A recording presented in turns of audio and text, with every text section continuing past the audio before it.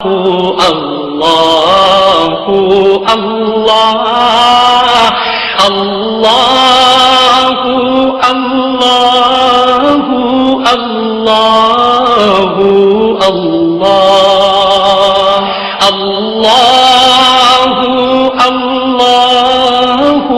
اللہ الحمد للہ رب العالمین الحمد لله الذي له ملك السماوات والأرض يحيي ويميت وما لنا من دونه من ولي ولا نصير. الحمد لله الذي لا نحصي ثناء عليه وهو كما أثنى على نفسه. وأشهد أن لا إله إلا الله وحده لا شريك له وأشهد أن سيدنا ومولانا محمدا عبده ورسوله. أما بعد فأعوذ بالله من الشيطان الرجيم. بسم الله الرحمن الرحيم. الحج أشهر معلومات فمن فرض فيهن الحج فلا رفث ولا فسوق ولا جدال في الحج وما تفعلوا من خير يعلمه الله. وقال النبي صلى الله تعالى عليه وسلم الحج المبرور ليس له الجزاء إلا الجنة او کما قال صلی اللہ تعالی علیہ وسلم. میرے محترم بھائی اور بہنوں، حج آدم علیہ السلام سے شروع ہوا ہے. عبادات میں کوئی اجتہاد اور عقل نہیں، جیسے اللہ نے کہا ہے ویسے کرنا ہے. نماز اپنی عقل سے ہم معلوم نہیں کر سکتے، روزہ ہے، حج ہے. عبادات میں جیسے آسمان والے نے بتایا اور جیسے جناب رسول اللہ صلی اللہ علیہ وسلم نے کر کے دکھلایا، بس ہم نے وہ کرنا ہے. باقی چیزوں میں معاملات ہیں، زندگی کی باقی ضروریات ہیں، اس میں زمانے کے لحاظ سے سوچ بچار بھی ہے، تبدیلی بھی ہے، اجتہاد بھی ہے. عبادت اسے کہتے ہیں جس میں بس جو اللہ نے کہا، جو اس کے نبی نے فرمایا، کر کے دکھایا، ویسے کرنا ہے. آدم علیہ السلام سے عبادات کا سلسلہ شروع ہوا ہے. نماز بھی تھی، روزہ بھی تھا، حج بھی ہے، زکوٰۃ بھی ہے. تو اللہ تعالیٰ نے حج کو فرض قرار دیا، لیکن اس کا فرض ہونا جیسے بیان کیا ہے وہ سب سے جدا ہے. نماز کو فرض قرار دیا، ان الصلاۃ کانت علی المؤمنین کتابا موقوتا. ایمان والوں پر نماز فرض ہو گئی. اس میں کہیں اللہ کا نام نہیں آیا، فرض اللہ ہی نے کیا ہے. اقیموا الصلاۃ وآتوا الزکاۃ، نماز قائم کرو، فرض ہے. زکوٰۃ ادا کرو، مال والوں پر زکوٰۃ فرض ہے. کتب علیکم الصیام، تم پر روزہ فرض ہے. نماز کو فرض کیا. ان الصلاۃ کانت علی المؤمنین کتابا موقوتا، اس آیت میں اللہ کا نام نہیں. کتب علیکم الصیام، روزے تم پر فرض کیے گئے، کرنے والا اللہ ہے. نماز تم پر فرض ہوئی، اللہ نے کی. آتوا الزکاۃ، زکوٰۃ دو، اللہ نے حکم دیا. لیکن جب اللہ نے حج کو فرض کیا تو سب سے الگ عبارت استعمال فرمائی. وللہ، ایک تو وللہ، سب سے پہلے نام ہی اپنا شروع کیا. وللہ کتب علیکم الصیام وللہ، ان الصلاۃ وللہ، اقیموا الصلاۃ اور وللہ، آتوا الزکاۃ وللہ. میں نے تقابل کر کے آپ کو بتایا تاکہ آپ کے سامنے ہو کہ دونوں میں فرق ہے بہت بڑا. ایک فریضہ ہم پر اللہ تعالیٰ لاگو کرنے والا ہے اور نام ہی اپنا شروع کیا وللہ. اللہ، پہلا نام ہی اللہ کا ہے کہ یہ سب کچھ کس لیے ہے؟ کہ بھئی اللہ کے لیے ہے. ایک دوسرا مطلب کیا ہے؟ وللہ. آپ سب سے پوچھیں گے، آپ بھی بتائیں گے حج کرنے جا رہے ہیں، حج کرنے جا رہے ہیں. لیکن وللہ اللہ کے لفظ سے شروع ہونے میں ایک اشارہ ہے کہ آپ لوگوں سے یوں کہو ہم اللہ کی ملاقات کے لیے جا رہے ہیں. اللہ نے بلایا ہے تو ہم ملاقات کے لیے وللہ اللہ کے لیے جا رہے ہیں. دو. تیسرا حج مشقت کا سفر ہے تو وللہ میں تیسرا مطلب یہ کہ میرے بندے بندیوں جب مشقت آئے نا، محبت کا راستہ یوں ہی طے ہوتا ہے، یہ مشقتوں سے طے ہوتا ہے، تو یوں سمجھنا یہ اللہ کی ملاقات کی مشقت ہے اور کیا چاہیے. ضرورت مند کسی بڑے صاحب سے ملنے کے لیے گھنٹوں دروازے پر بیٹھے رہتے ہیں، کوئی شکوہ نہیں کرتا. آج ملاقات نہیں ہوگی، اچھا جی کل آ جاؤں گی، کل دا ٹائم دے دو. کل بھی گا جی صاحب جی میٹنگ ہے چاہیے تجھے پرسوں آ گیا جو. یہ بڑے تاجر، ان کو روز کے تجربے ہیں، ان کے کام جہاں پھنستے ہیں وہاں یہ گھنٹوں بیٹھے رہتے. تو حج میں بھی رکاوٹیں آتی ہیں. ویسے تو حج اپنی ذات میں ہی مشکل عمل ہے، مشقت والا ہے، اور اب رش کی وجہ سے اور مشقت بڑھ جاتی. وہ جو چند دن ہیں حج کے، باقی تو اب سہولت اللہ کا فضل. حج کے 5 دن مشقت سے بھرپور ہوتے ہیں. وَلِلَّهِ عَلَى النَّاسِ حِجُّ الْبَيْتِ مَنِ اسْتَطَاعَ إِلَيْهِ سَبِيلًا وَمَنْ كَفَرَ فَإِنَّ اللَّهَ غَنِيٌّ عَنِ الْعَالَمِينَ. عجب طریقے سے اللہ نے حج کو فرض کیا ہے. وَلِلَّهِ کہاں جا رہے ہو؟ اللہ کی ملاقات. حج کس لیے ہے؟ اللہ کے لیے ہے. مشقت کس لیے ہے؟ اللہ کے لیے ہے. تو اپنی نام سے شروع کر کے اس عمل کی عظمت کو عرشوں تک پہنچا دیا. پھر آگے کہا علی الناس، علی المومنین نہیں کہا علی الناس، حالانکہ علی المومنین ہے، اور علی المومنین میں بھی صرف مالدار ہیں، اور مالداروں میں بھی صرف صحت مند ہیں، نہ بیمار مطلوب ہیں نہ غریب مطلوب ہیں. اور مالدار ہو کے بھی اگر تکلیف آ گئی ہے تو وہ بھی مطلوب نہیں ہے.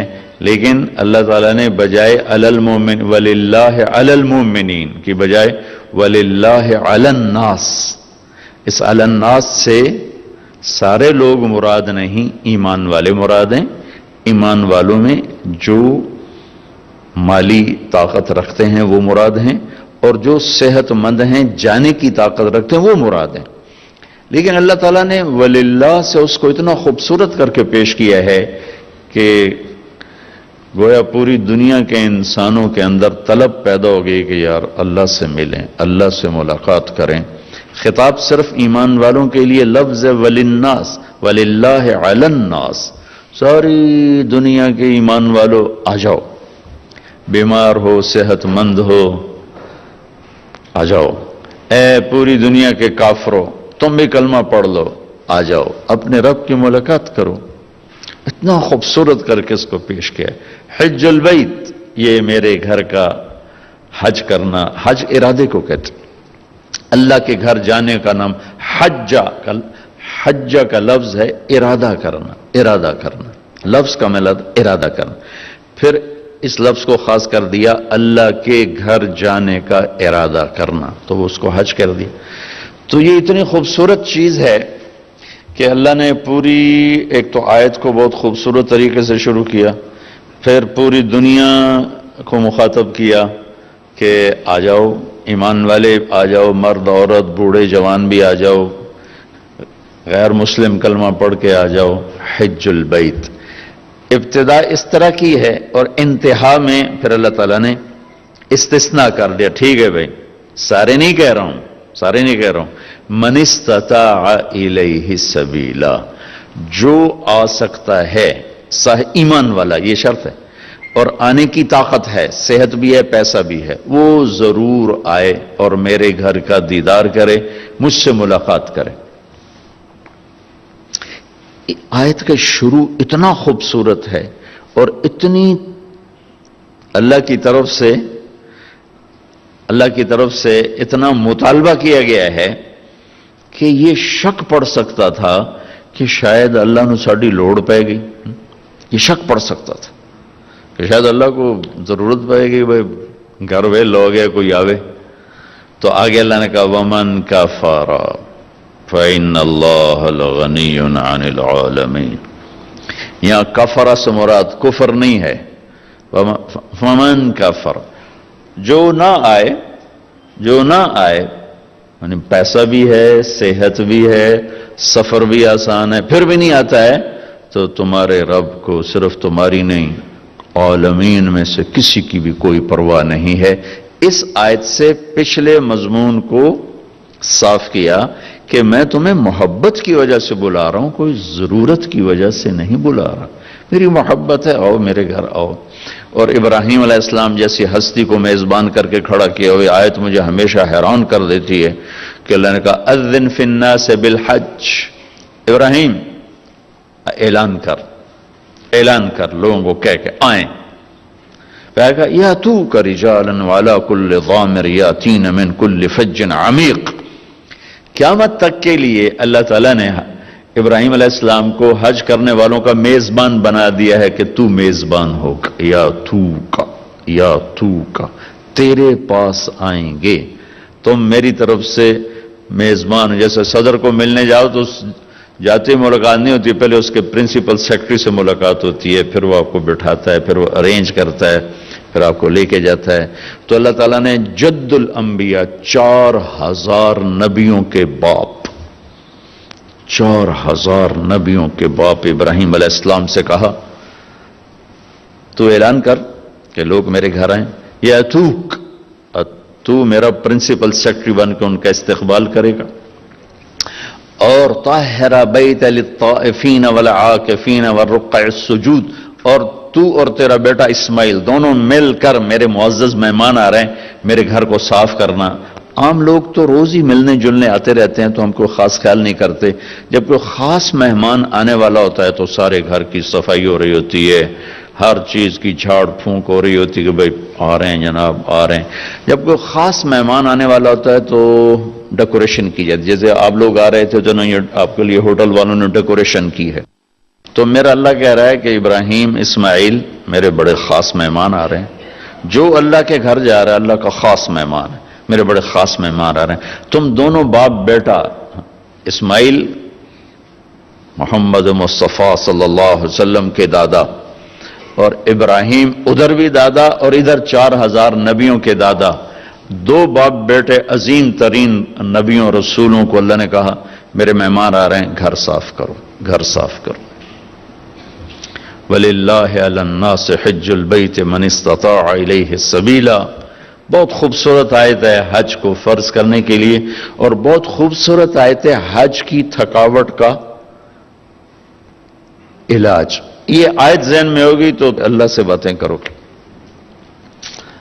کہ جب اللہ کی نسبت پر آدمی تھکتا ہے تو محبت بڑھتی ہے، دعا کی طاقت بڑھتی ہے اور اللہ کی معرفت بڑھتی ہے اور اللہ کی طرف سے محبت پیدا ہوتی ہے. ویسے بھی حج اپنی اصل میں اللہ کی ملاقات کا نام ہے. یہ تھوڑی سی ترتیب ہے. لا الہ الا اللہ محمد الرسول اللہ، اس کو کلمہ معرفت کہتے ہیں. پہچان کہ میری سکھیرا صاحب کی ملاقات ہوئی، پہچان ہو گئی. پہچان سے ایک مناسبت پیدا ہوتی. یہ پہچان آگے تعلق میں تبدیل ہو، اس کے لیے دوسرا عمل ہے نماز. کہ نماز صلۃ بین العبد و رب، نماز بندے اور رب کے درمیان جوڑ پیدا کرتی ہے اور اس تعارف کو تعلق میں تبدیل کر دیتی. تعلق سے اگلا درجہ ہے محبت. تو مال کا خرچ کرنا، جہاں مال لگتا ہے وہاں محبت پیدا ہو جاتی. ایک صحابی نے عرض کی یا رسول اللہ موت سے ڈر لگتا ہے. کہا پیسے ہیں؟ کہا جی ہیں. کہا خرچ کر دے کہ جہاں آدمی مال لگاتا ہے وہاں دل بھی لگ جاتا ہے، وہاں دل بھی لگ جاتا. تو زکوٰۃ کیا کرتی ہے؟ وہ اس نماز والے تعلق کو محبت میں بدلتی ہے. محبت سے اگلا درجہ عشق. محبت تقسیم ہو جاتی ہے، عشق تقسیم نہیں ہوتا. محبت بچے سے بھی ہے، بیوی سے بھی ہے، ماں سے بھی ہے، باپ سے بھی ہے، بھائیوں سے بھی ہے، دوستوں سے بھی ہے. لیکن عشق ہوتا ہے جب ایسا کسی ایک سے تعلق کے پھر سب سے کاٹ کے رکھ دے. یہ جو آکاس بیل نہیں ہوتی، وہ پیلی سی بیل جو درختوں پہ چڑھ جاتی، اس کو عربی میں عشقہ کہتے ہیں. عشقہ، عشقہ عشق سے ہے. عشقہ کا کیا مطلب ہے کہ درخت اس پہ عاشق ہوتا ہے اور ہر شے اسی کو کھلاتا رہتا ہے، کھلاتے کھلاتے کھلاتے. خود ہرا بھرا تھا لیکن سوکھ کے ایندھن بن جاتا ہے، پر اپنی عشق سے باز نہیں آتا، جان کی بازی ہار جاتا ہے، عشق سے باز نہیں آتا. اس لیے اس بیل کو عربی میں عشقہ کہتے ہیں. تو مقام عشق ہوتا ہے کہ جب آدمی ایک چیز میں فنا ہو جائے تو روزہ، بھوک اور پیاس اس محبت کو عشق میں بدلتا ہے. پھر عشق وصال کے بغیر اس کی آگ ٹھنڈی نہیں ہوتی، دیدار اور وصال کے بغیر آتش عشق سرد نہیں ہوتی. تو پھر اس کے ساتھ حج کو جوڑا گیا کہ اب عاشق بن کے آؤ اور اپنے رب کے دیدار کو آؤ. لہذا عاشق بن کے آنا ہے تو پھر عاشقانہ لباس پہن کر آؤ اور پگڑی اتارو، ٹوپی اتارو، کرتا اتارو، بڑے قیمتی کپڑے اتارو. آپ صرف 2 چادریں پہن کے آؤ اور دیوانہ بن کے آؤ. عاشق ہوتے ہی دیوانے ہیں تو دیوانہ بن کے آؤ. جیسے دیوانے آتے ہیں ایسے تم بھی دیوانے بن کر آؤ. عقل مند بن کر نہ آؤ بلکہ مجنوں بن کر آؤ. ساری مسجدوں میں کہا آہستہ بات کرو، اللہ سے زور سے مت بولو. ادعوا ربکم تضرعا وخفیہ، آہستہ آہستہ اللہ سے باتیں کرو. لیکن جب اللہ کے گھر کے قریب پہنچو تو چیخو لبیک اللہم لبیک، چیخ پکار کے. الحج والفجر، میرے نبی نے فرمایا بہترین حج کیا ہے؟ زور سے لبیک کہنا اور خون بہانا، قربانی کرنا. تو سارا دیوانوں والا نقشہ قائم کروایا، سارا دیوانوں کا. خوشبو نہیں لگا سکتے، بیوی سے کوئی محبت کا بول نہیں بول سکتے، کنگھی نہیں کر سکتے، نہاتے ہوئے صابن نہیں لگا سکتے، ناخن نہیں کاٹ سکتے، سر کے بال نہیں کاٹ سکتے. سر میں جوئیں پڑ جائیں، جوئیں نہیں مار سکتے. ہمیں تو اب مسئلہ نہیں ہے نا کہ ہم تو 4 گھنٹے میں پہنچ جاتے ہیں. وہ جو احرام باندھ کے چلتے تھے 2 ہفتے میں پہنچتے تھے تو ان کے سر میں ان کے لمبے لمبے بال رکھے جاتے تھے. اس زمانے میں جوئیں پڑ جاتی ہیں کہ جوؤں کو نہیں مار سکتے، کھٹمل چڑھ جائے نہیں مار سکتے. کس لیے کہ بس دیوانے بن کر آؤ اور چیختے چلاتے ہوئے لبیک اللہم لبیک. لبیک کا مطلب یہ ہے کہ یا اللہ ساری زندگی بغاوت کی، آج صلح کرنے آیا ہوں. یہ ہے لبیک کا مطلب، کہ پہلے اپنی مان کے چلتا تھا، اب تیری ماننے آیا ہوں. ساری زندگی اپنے نفس کی غلامی کی، شیطان کی غلامی کی. لبیک اللہم لبیک، میں حاضر ہو گیا ہوں، میں حاضر ہو گیا ہوں، اب تیری میری صلح ہے، میرے پچھلے معاف کرتا. اس لیے میرے نبی نے کہا کہ آدمی جب حج کرتا ہے تو پھر وہ یوں نکلتا ہے باہر جیسے ماں کے پیٹ سے آج نکلا. حج کی رعایت کرتے جو حج کر لیتا ہے تو سفر مبارک ہے، تھوڑی مشقت کا سفر ہے. اللہ کے اس فرمان کو، میری اس بات کو یاد رکھ، وَلِلَّهِ عَلَى النَّاسِ حِجُّ الْبَيْتِ مَنِ اسْتَطَاعَ إِلَيْهِ سَبِيلًا. اللہ کی ملاقات ہے، اللہ بلا رہے ہیں. اب اس کے ساتھ چند ایک باتیں ہیں وضاحت کرنے کی. ہمارے ماحول میں ایک بات چلتی ہے کہ ہر سال حج کرتے ہیں، پیسہ ضائع کرتے ہیں، یہ پیسہ غریبوں کو دے دیں، کسی کی شادی کرا دیں. اللہ کا نبی نے تو ایک ہی حج کیا تھا. اس حد تک تو یہ بات ٹھیک ہے، اللہ کے نبی نے ایک ہی حج کیا تھا. لیکن کیا ہر سال حج کرنا ناپسندیدہ چیز ہے؟ اللہ کے گھر جانا ناپسندیدہ چیز ہے؟ تو اللہ کے محبوب صلی اللہ تعالی علیہ وسلم نے اعلان نبوت سے پہلے ہر سال حج فرمایا. چونکہ مکے کا کوئی انسان ایسا نہیں تھا جو حج نہ کرتا ہو، اور خاص طور پر قریشی ہو، مکے میں ہو، یہ ناممکن تھا کہ وہ حج نہ کرے. ہاں کہیں سفر میں گیا ہوا تو الگ بات ہے. تو اعلان نبوت سے پہلے کوئی سال خالی نہیں جس میں آپ نے حج نہ کیا ہو، اور اعلان نبوت کے بعد کوئی سال خالی نہیں جس میں آپ نے حج نہ کیا ہو. اگر یہ حج وہ شریعت والا حج نہیں ہے، لیکن سنت ابراہیمی میں جو حج چلا آ رہا تھا اس میں بہت سی خرافات تھیں. ہمارے نبی وہ خرافات سے پاک تھے. آپ نے ہر سال حج فرمایا، ہر سال. خود ایک حج اس لیے کیا کہ 8 ہجری میں مکہ فتح ہوا، 8 میں جا کر حج فرض ہوا ہے، 8 ہجری میں مکہ فتح ہوا. آپ نے حج نہیں فرمایا چونکہ حج کی تاریخ میں نہیں آ رہا تھا، دوسری تاریخوں میں آ رہا تھا. عرب جو تھے وہ 10 دن بڑھا دیتے تھے سال میں، جس کی وجہ سے پورا کیلنڈر چاند کا گڑبڑ ہو جاتا تھا. 33 سال کے بعد جا کر تاریخیں خود اپنے اصل ٹائم پر آتی تھیں. تو جب آپ نے 8 ہجری میں مکہ فتح فرمایا تو حج 9 کی بجائے 29 کو آ رہا تھا، تو آپ نے حج نہیں فرمایا. پھر 9 ہجری میں آپ اسلامی حکومت پوری طرح قائم ہو چکی ہے، تو آپ نے 300 آدمیوں کا قافلہ دے کر صدیق اکبر کو اپنا نائب بنا کر حج کے لیے بھیجا. خود حج نہیں فرمایا چونکہ حج 19 کو آ رہا تھا. اور میں قربان جاؤں اپنے نبی پر کہ کس طرح آپ نے تدریجاً اس چیز کو موڑا. عبادت تک پہ صبر فرمایا. عبادت میں بھی جلد بازی نہیں، جو فرض ہے تدریج اور تربیت، اس کے بغیر جو بھی قدم اٹھایا جائے گا چاہے دنیا کا چاہے دین کا وہ ناکام ہو جائے گا. تدریج اور تربیت، ان دو کے بغیر کوئی بھی قدم دین کا اٹھائیں یا دنیا کا اٹھائیں ناکام ہو جائے گا. طاقت ہاتھ میں آ چکی تھی، مکہ فتح ہو چکا ہے، عرب مسلمان ہو چکا ہے. اگر آپ نافذ کر دیتے کہ بس یہ حج غلط ہے، شریعت قائم ہو چکی ہے، حج اپنی اصل تاریخ میں ہوگا، نہیں کیا کہ شاید کہیں عرب بفر نہ جائیں. شاید کا سوال تھا. 2 سال حج غلط تاریخوں میں ہوا، خاموش. تیسرے سال حج آٹومیٹیکلی 9 تاریخ کو آ رہا تھا. غلط تاریخیں صحیح ہوتے 10 ہجری میں حج اپنی اصل جگہ پر آ گیا، تو آپ نے حج کا اعلان فرمایا. اور اس کے بعد آپ نے خطبے میں اعلان کر دیا کہ اب جو 10 دن بڑھائے جاتے تھے وہ ختم ہے. انما النسیء زیادۃ فی الکفر. تو آپ کو موقع ہی ایک ملا حج کرنے کا. ابوبکر صدیق رضی اللہ تعالیٰ عنہ پہلا سال جنگوں میں گزرا، اگلا سال حج کے لیے قافلہ لے کر گئے.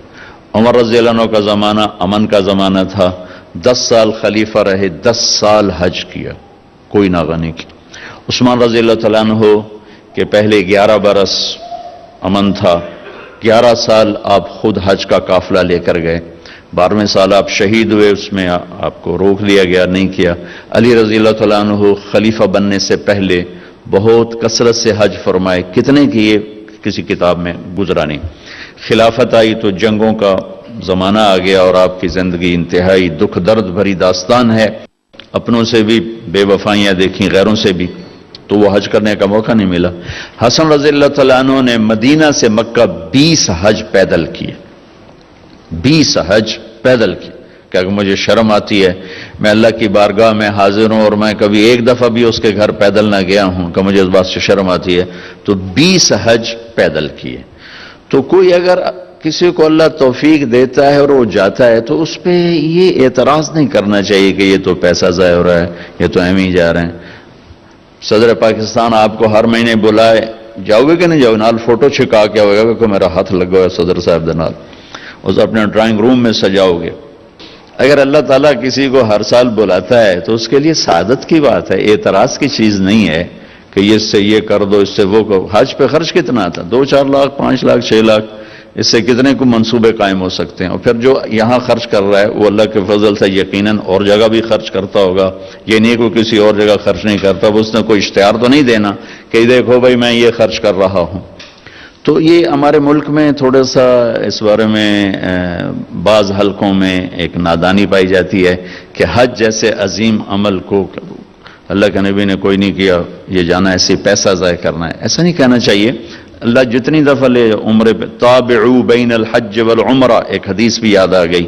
آپ نے فرمایا حج اور عمرہ آگے پیچھے کرو، حج اور عمرہ آگے پیچھے کرو. کیا ہوگا جی؟ ینفیان الفقر والنفاق، یہ 2 چیزیں تم سے دور کر دیں گے. ایک تمہاری منافقت ختم کر دیں گے، ایک تمہارے فقر کو ختم کر دیں گے، تمہارے نفاق کو ختم کر دیں گے. لیکن نبی نے فرمایا کہ جس کو اللہ نے رزق دیا، کشادگی دی، اور 5 سال تک وہ اللہ کے گھر نہ گیا تو اس نے اللہ تعالیٰ سے بے وفائی کی۔ اسباب بھی ہیں، طاقت بھی ہے، جا بھی سکتا ہے، پھر نہیں جا رہا ہے تو اس نے اللہ تعالیٰ کے ساتھ بے وفائی کی ہے۔ تو یہ اللہ کی توفیق ہے، جس کو اللہ بلائے تو اسے ضرور جانا چاہیے، اور پھر اپنے غریبوں پر بھی خرچ کرے، ناداروں پر بھی خرچ کرے، سب پر خرچ کرے، لیکن اس کو اس کے ساتھ جوڑ بٹھانا یہ بہت نادانی کی بات ہے۔ اللہ کے گھر کی حاضری نبیوں کی تمنا، ہر نبی نے اللہ کے گھر کا دیدار کیا۔ آدم علیہ السلام نے سینکڑوں حج کیے بیت اللہ، ہندوستان سے چلتے تھے اور بیت اللہ تک پیدل جاتے تھے اور جا کر اپنے حج فرمائے، یہاں تک کہ وہیں ان کا انتقال ہوا، وہیں کہیں ان کی قبر ہے، حرم کی حدود کے اندر ہی کہیں قبر ہے، اماں کی بھی وہیں اور آدم علیہ السلام کی بھی وہیں قبر ہے بعض اقوال کے مطابق۔ تو جس کو اللہ لے جائے وہ اسے اپنی سعادت سمجھے، اسے اپنی خوش بختی سمجھے۔ پھر حج کو اس کے ساتھ نہیں جوڑنا چاہیے کہ جو حج کر کے ہم دن تے چھریاں ہور وڈیاں کر لیں دن، تو باقیوں کے ہاتھ میں کون سے چھوٹی چھری، سارے بازار میں بڑے کاپے لے کے لوگ بیٹھے، جس نے حج کیا اس میں کوئی شک نہیں کہ حج کرنے والا حج نہ کرنے والا جب دکان پہ ہوتے ہیں تو دونوں کے پاس دوری دھار کا خنجر ہوتا ہے۔ کوئی ہوتا ہے جو اللہ سے ڈرتا ہے اور اپنی تجارت کو اپنی آخرت کا سبب بناتا ہے، ورنہ مجھے یہ دکھ درد اور گلہ ہے، اس میں حج کا کوئی مسئلہ نہیں، اس میں انسان بگڑا ہوا ہے۔ یا تو حج نہ کرنے والے سارے بہت بڑے دیانتدار ہوتے، ترازو ٹھیک ہوتے تو پھر کو حج کو گلہ دیتا، لیکن یہاں تو حج کرنے والا غیر حج کرنے والا، میرا سارا بازار ہی جھوٹ پہ چلا گیا ہے، بددیانتی پہ ہے، انتہا درجے کے ظلم و ستم پر ہے، تو اس میں نماز کو دوش دینا یا حج کو دوش دینا، دیکھو جی نماز پڑھ کے یہ کر رہے ہیں، داڑھی رکھ کے یہ کر رہے ہیں، حج کر کے یہ کر رہے ہیں۔ تو اگر کوئی آدمی حج نہیں کیا ہوا تو اس کے لیے بھی تو بددیانتی اجازت تو نہیں۔ کوئی شیو کراتا ہے تو اس کے لیے جھوٹ بولنا جائز تو نہیں ہوگا۔ ایک میرے دوست نے شیو کرا دی، میں نے کہا شیو کیوں کرائی؟ کہا جی سارا دن جھوٹ بولنا پڑتا تھا۔ تو میں نے کہا اب تو 2 گناہ ہو گئے، پہلے 1 کرتے تھے اب 2 ہو گئے۔ وہ لگے بندے 1 سے تو معافی ملی ہوئی تھی، اب 2 اکٹھے کر لی۔ اور جھوٹ بولنے کا تعلق داڑھی سے تھوڑا ہی ہے، داڑھی ہے تو سچ بولو، داڑھی نہیں تو جھوٹ بولو، اس کا تعلق تو کلمے سے ہے۔ کلمہ پڑھنے کے بعد جھوٹ بولتے ہوئے شرم آنی چاہیے۔ ایک آدمی کہتا ہے جی داڑھی رکھ کے گناہ کریں تو بڑے شرم کی بات ہے، میں کہتا ہوں کلمہ پڑھ کے گناہ کرو تو شرم کی بات ہے۔ گناہ اور ثواب، جزا اور سزا، حلال اور حرام کا تعلق پگڑی سے نہیں، نماز سے نہیں، روزے سے نہیں، حج سے نہیں، داڑھی سے نہیں، کلمے سے ہے۔ کلمہ ایک ایگریمنٹ ہے کہ اللہ تیری مان کے چلوں گا، تیرے نبی کے طریقوں پر چلوں گا، پھر میں انسان ہوں، کوئی خطا وطا ہو جائے تو معافی مانگوں گا، استغفار کروں گا۔ تو کسی کی برائی کی وجہ سے اس کی نیکی کو نہیں اچھالنا چاہیے۔ لو جی ان حجاں دا کی فائدہ، ان نمازاں دا کی فائدہ؟ میرا لگتا ہے فَمَن يَعْمَلْ مِثْقَالَ ذَرَّةٍ خَيْرًا يَرَهُ وَمَن يَعْمَلْ مِثْقَالَ ذَرَّةٍ شَرًّا يَرَهُ۔ میرے بندو ایک رائی کے برابر اچھائی کرو گے میں اس کی جزا دے دوں گا، برائی کرو گے میں اس کی سزا دے دوں گا، اور سزا میں کہتا ہے پھر جس کو چاہے معاف کر دوں، لیکن تمہاری نیکی ان اللہ لا یضیع اجر المحسنین، تمہاری نیکی میں ضائع نہیں کروں گا۔ ہاں بعض گناہ ایسے ہیں جو نیکیاں اڑا کے لے جاتے ہیں، کوئی شک نہیں۔ ظلم ایک ایسا گناہ ہے جو نیکیاں اڑا کے لے جاتا ہے، اور بہت سے ایسے گناہ ہیں جو نیکیاں اڑا کے لے جاتے ہیں۔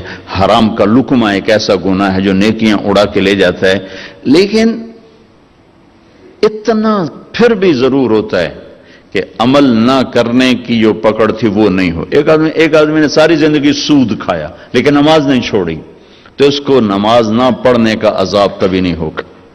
نماز پر جو کچھ ملنے والا ہے وہ تو نہیں ملے گا، لیکن نماز نہ پڑھنے کی پکڑ نہیں ہوگی، نہیں ہوگی۔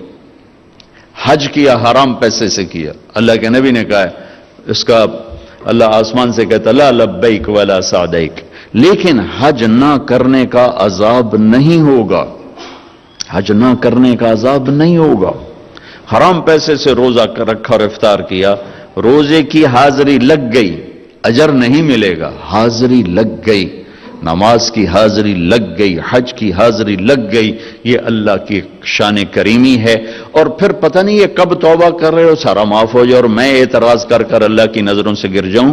میری بات غور سے سننا، جیسے آدمی زنا کر کے، شراب پی کے، سود کھا کے اللہ کی نظروں سے گرتا ہے، ایسے ہی لوگوں پر اعتراض کر کے اور انہیں حقیر سمجھ کے آدمی اللہ کی نظروں سے گرتا ہے۔ کسی پر اعتراض، کسی کی حقارت، کسی کی برائی، یہ کوئی آدمی ہے، یہ کوئی مرد ہے، یہ کوئی انسان ہے، یہ کوئی عورت ہے، یہ جملے نہ بولا کرو بھائیو۔ تجھے کیوں فکر ہے اے گل دلے صد چاک بلبل کی، تو اپنے پیرہن کے چاک تو پہلے رفو کر لے۔ ہمارے استاد صاحب فرمایا کرتے تھے، جن سے میں نے تفسیر پڑھی، دھن رے دھنیے اپنی دھن، پرائی دھنی کا پاپ نہ پن، تیری روئی میں چار بنولے سب سے پہلے ان کو چن۔ دھن رے دھنیے اپنی دھن، او پرانی اردو ہے، بہرحال مطلوب اس کا یہ ہے کہ تیرے اپنے اندر چار بڑے بڑے عیب ہیں، تو انہیں ڈھونڈتا رہے، صاف کرتا رہے، تو اوروں کے عیب نہ دیکھا کر، تو اوروں کی کمیاں نہ دیکھا کر۔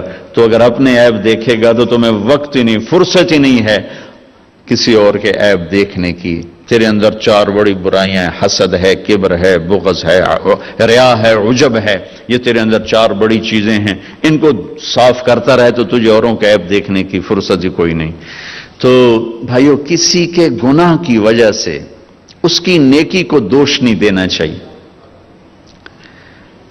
پتہ نہیں اس کی نیکی اللہ تعالیٰ قبول فرما کے اس کا گناہ معاف کر دے، یا کسی وقت وہ توبہ کرے اس کا گناہ معاف ہو جائے اور وہ جنت میں چلے جائے، میں پکڑا جاؤں، میں تو ٹھیکیدار تھا اوروں کی برائیاں پکڑنے کا۔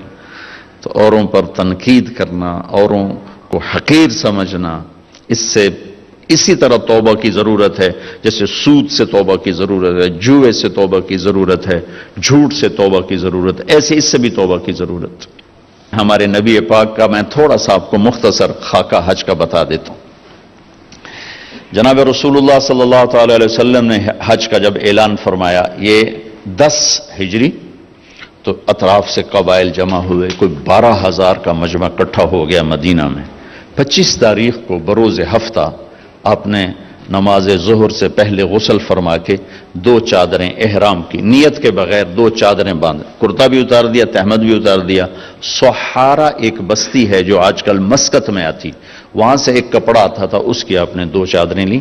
پھر آپ نے ظہر کی نماز کے بعد اپنے پورے قافلے کو لیا، ذوالحلیفہ جس کو آج کل ابیار علی کہتے ہیں، یہاں آپ نے آ کر قیام فرمایا، اور عصر، مغرب، عشاء اور فجر اور ظہر 5 نمازیں آپ نے یہاں ادا فرمائیں۔ اور یہ جبریل کے کہنے پر، اللہ کے کہنے پر آپ گزر رہے تھے کہ جبریل ہے کہ یا رسول اللہ، اللہ فرما رہے ہیں یہ پاک وادی ہے، یہاں آپ قیام فرمائیں۔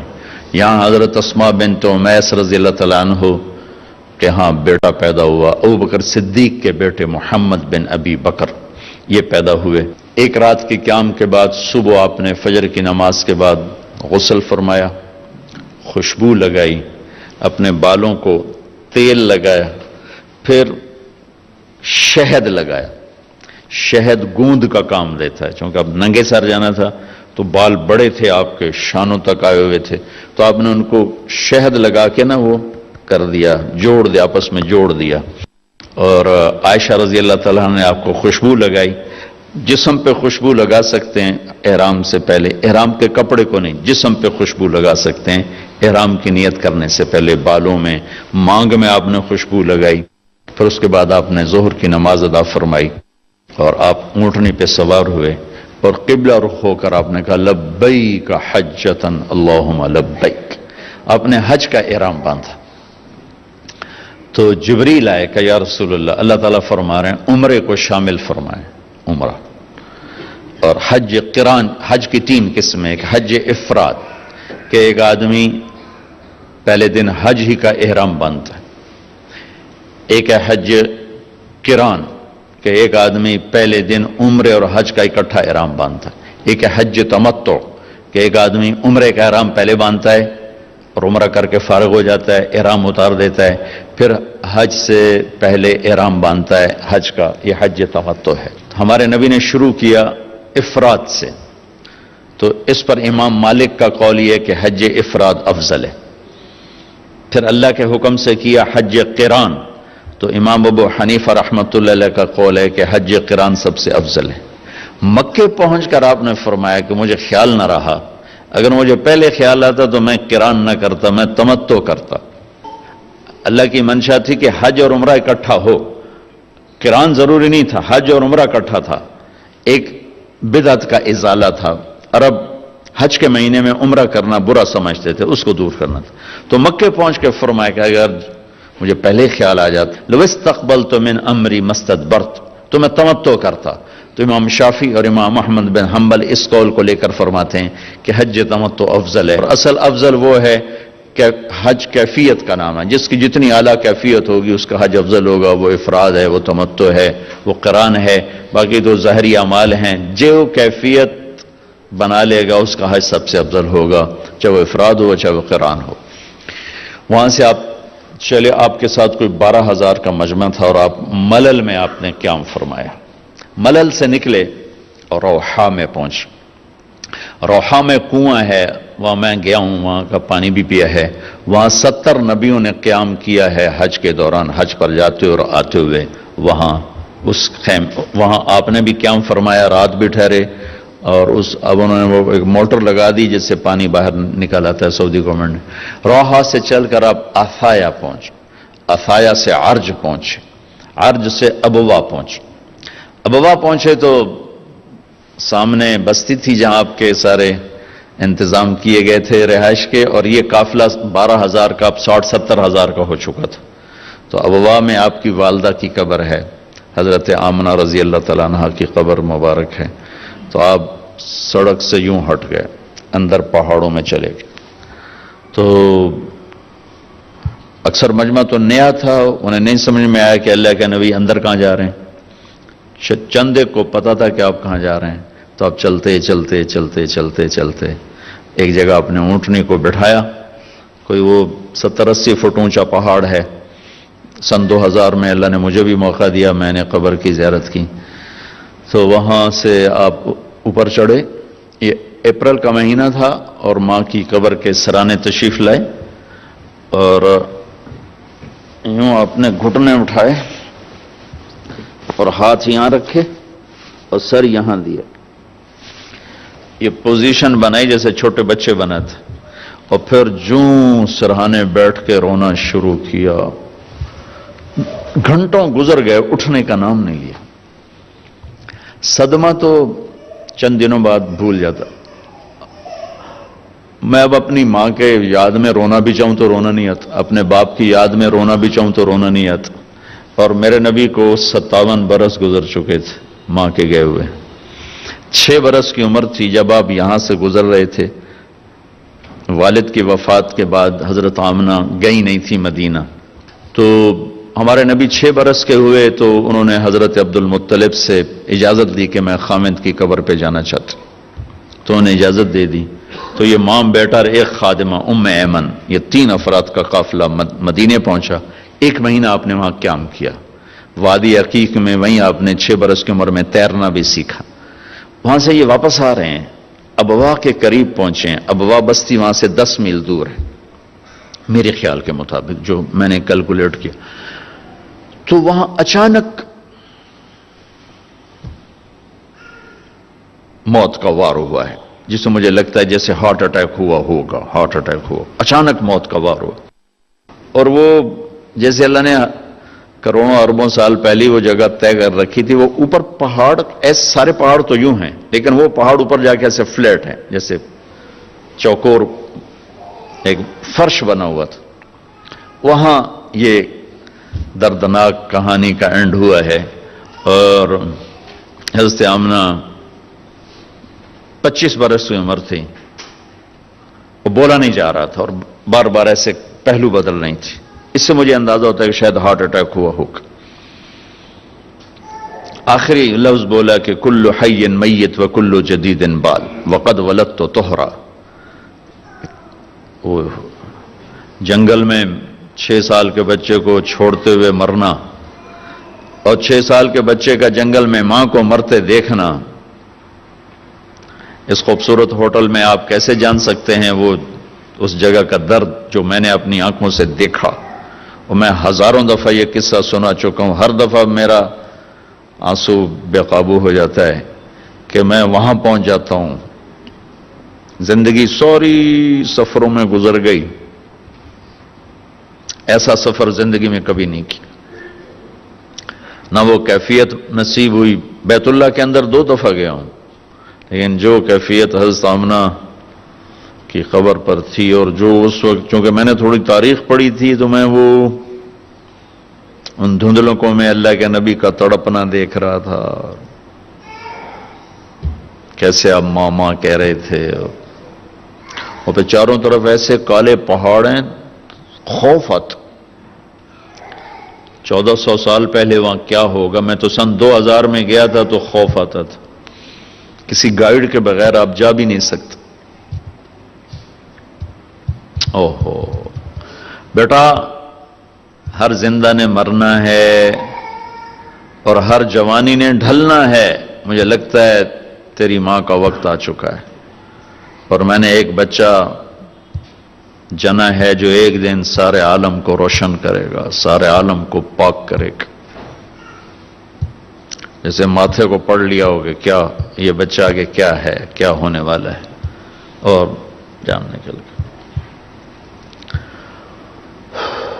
شاید پتھر جوڑ کے دفن کر دیا، یا کوئی گزرے ہوں گے ان سے مدد لی ہوگی۔ یہ عقدہ آج تک حل نہیں ہوا کہ کس نے وہاں مدد کی ان کو وہاں دفن کرنے میں، کوئی راہ گورا گزرے یا کیا ہوا اللہ ہی جانے۔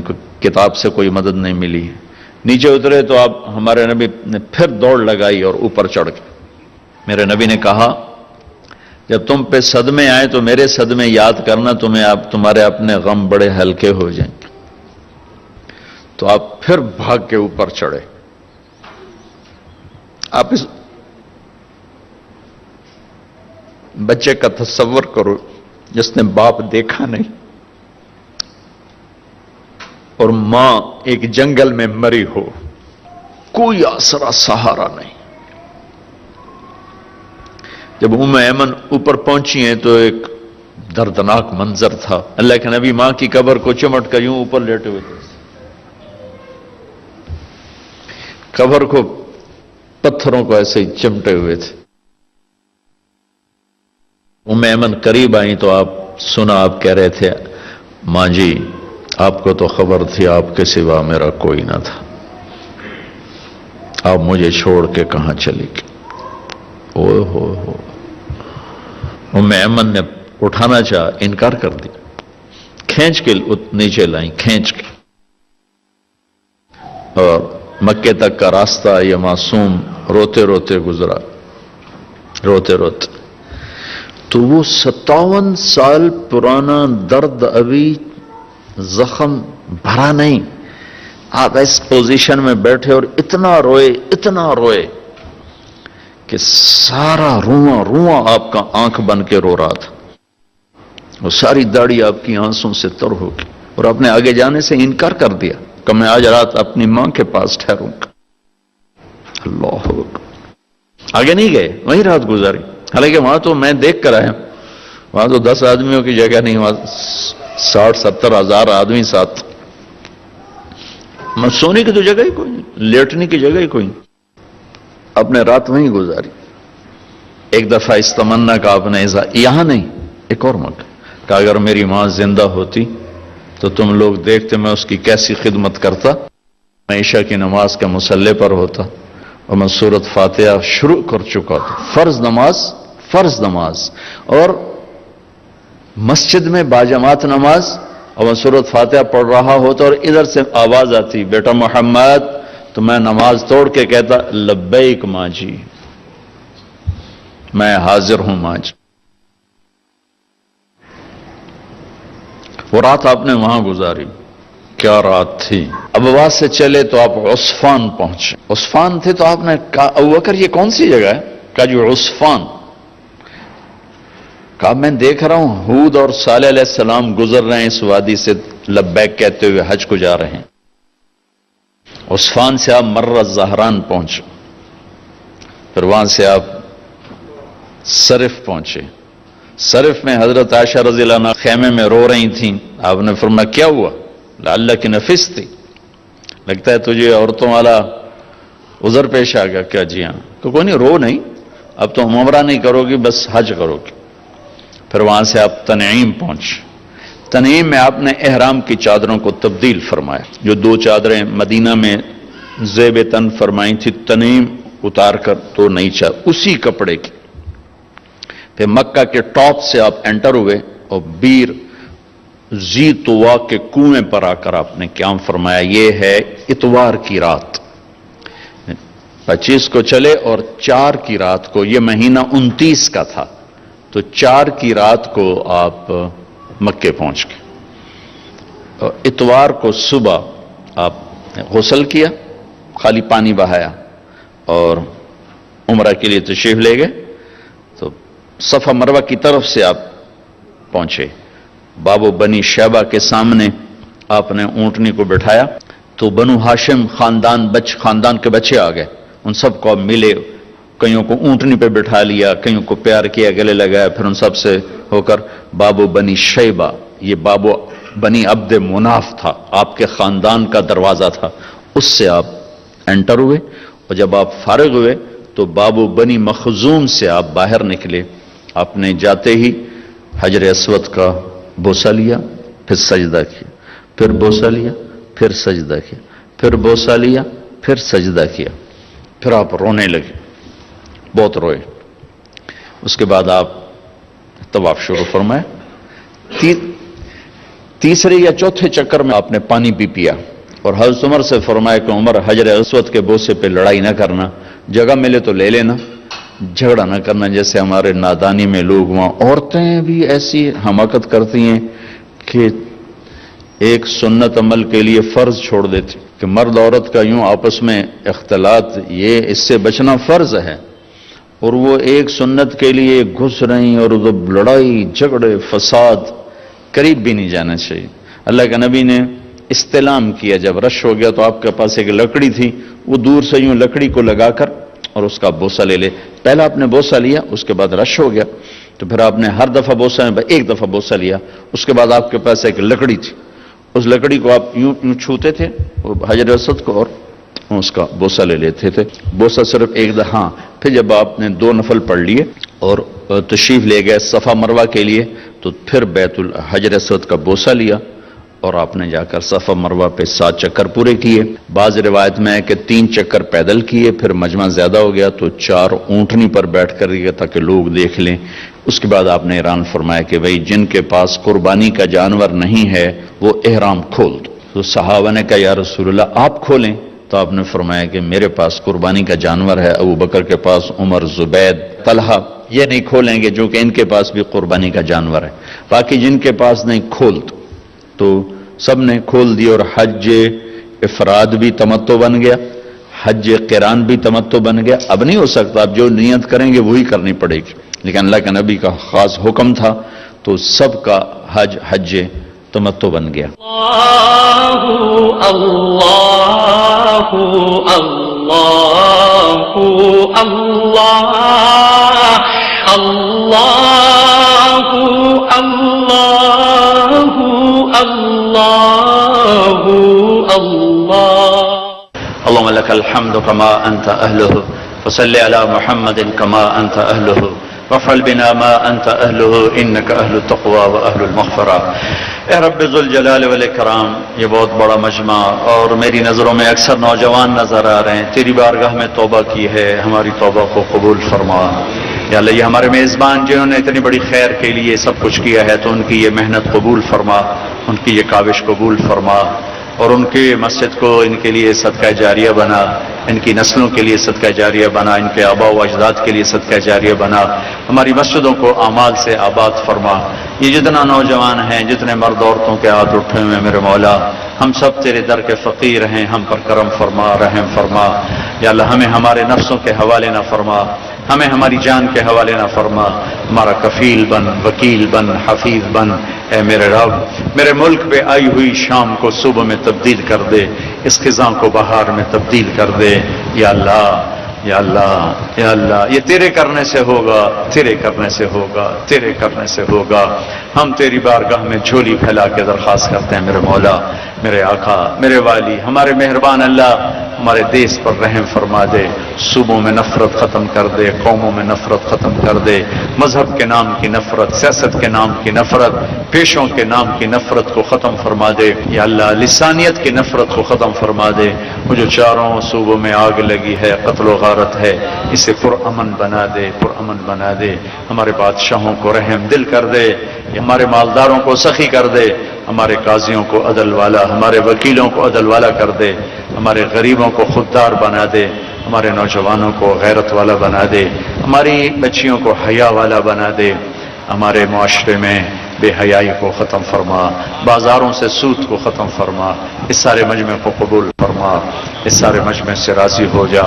ربنا آتنا فی الدنیا حسنہ وفی الآخرۃ حسنۃ وقنا عذاب النار، وصلی اللہ